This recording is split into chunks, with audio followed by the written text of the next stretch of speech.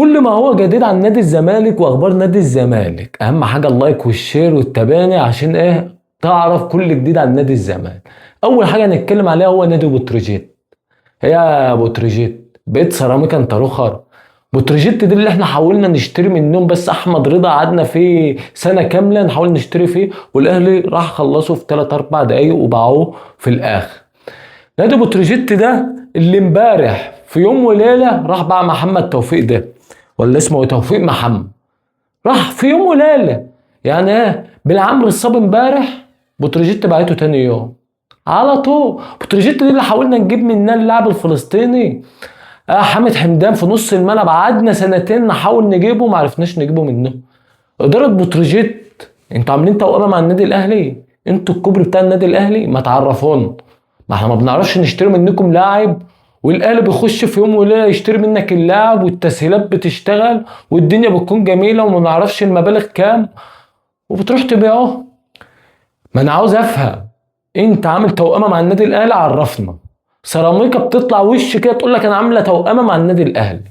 في فرق زي زد بتقول لك انا عامله توأمه للنادي الاهلي، انا هدي اللعيبه بتاعتي للنادي الاهلي. احنا ما بنعرفش ناخد منكم لاعب، ما تعرفنا. يعني قمنا الصبح توفيق محمد بقى في النادي الاهلي، بالعمر الصب بالليل والصبح بقى في النادي الاهلي، ازاي؟ انا مش عارف، اقسم بالله ما انا عارف. زي ما احنا عارفين ان فتره الاعداد بتاعت نادي الزمالك يعتبر خلصت امبارح بنهايه مباراه اورنج اللي احنا قدرنا نكسب فيها 4. الجميل بقى في نادي الزمالك ان فتره الاعداد ديت لعبنا ماتشين مع اورنج والبلاستيك، قدرنا نسجل 7 اهداف، منهم 4 اهداف المدافعين هم اللي جايبينهم، وهدفين المهاجمين هم اللي جايبينهم.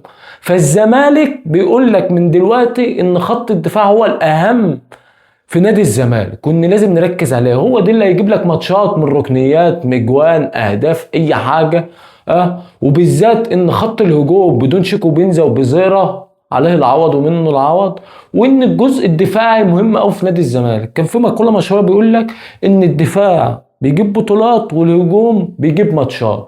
انا عاوز الحته دي، قفل يا باشا والعب على الهجمه المرتده، قفل يا باشا واخطف جول، مش عاوز اكتر من كده. فالزمالك يعتبر انهى فتره الاعداد، بيستنى ماتش واحد مع مودرن قبل ما نخش خلاص على المعجنه والمدرسه، يعني ايه بقى، والضرب بدون شتيمه. عندنا 6 ماتشات بدايه الدوري، هيكون اول ماتش مع الاتحاد، عندنا الاهلي في الماتش الخامس، عندنا ماتشات جامده غير افريقيا، فاللعيبه لازم تركز. خلاص فتره الاعداد خلصت، بقول لك عبد الله السعيد هيبدا من يوم السبت يخش خلاص الفريق. فتره الاعداد ما كانتش احسن حاجه، بس دي اللي نقدر نقوله، ان البطولات بتاعت الزمالك بتيجي بايه بقى؟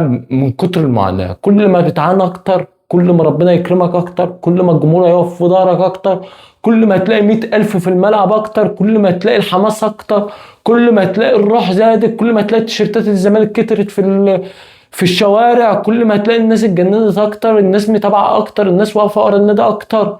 ايوه اقسم بالله معاناه، كل ما المعاناه بتزيد حبنا بيزيد على طول. موضوع عبد الله السعيد خلينا نتكلم بس، عندي نبذه صغيره عن عبد الله السعيد. فكره ان هو كان هيتنازل عن 20 مليون من مستحق، والله لو انا كنت اقول له اتفضل يا باشا، استغنيتك اهي وامشي يا باشا.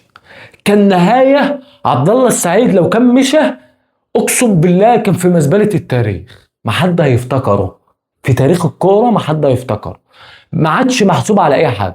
ده هو من الذكاء بتاعه انه حاول يختم حياته في نادي الزمالك وياخد بطولات مع نادي الزمالك، وخد بطولات كبيره الصراحه، خد السوبر، وهو مؤثر فنيا. انا اتفرجت عليه في الملعب السنه اللي فاتت في اخر 3 4 ماتشات، اقسم بالله مؤثر فعلا.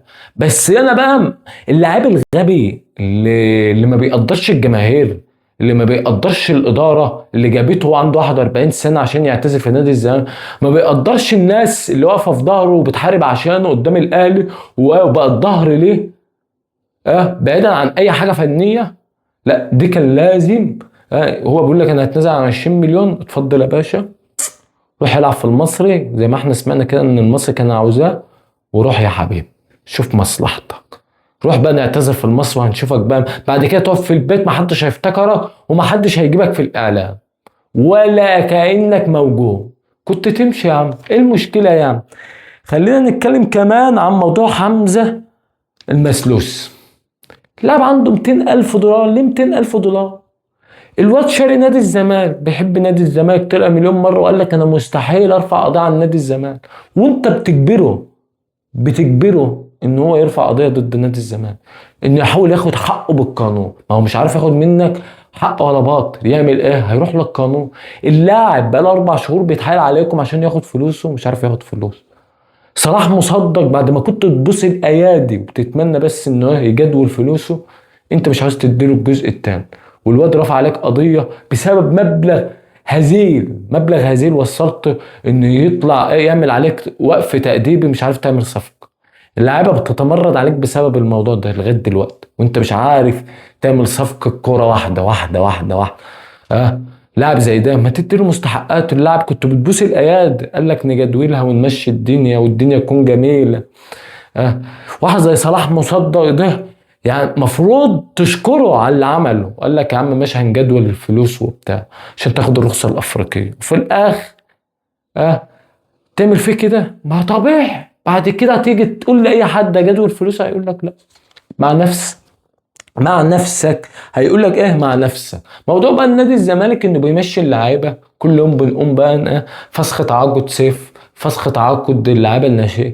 عارفين دي سبب ايه؟ اقسم بالله سيبك بس من حته ايه تفنيا، وان اللعيبه دي مش قادره، وان هو نادي الزمالك ما كنتش خدتهم المعسكر من الاول.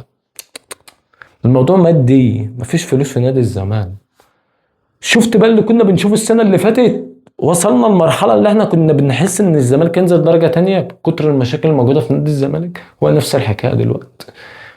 مفيش فلوس، فعاوزين يقللوا له المستحقات الماليه للاعيبه. اللعيبه ما تاخدش فلوس في في مكافآت وفي حاجات وفي فلوس وفي سفر وبتاع. فالزمالك بيحاول يقلل القايمه ويمشي اللعيبه دي عشان ما يقعدش يدفع.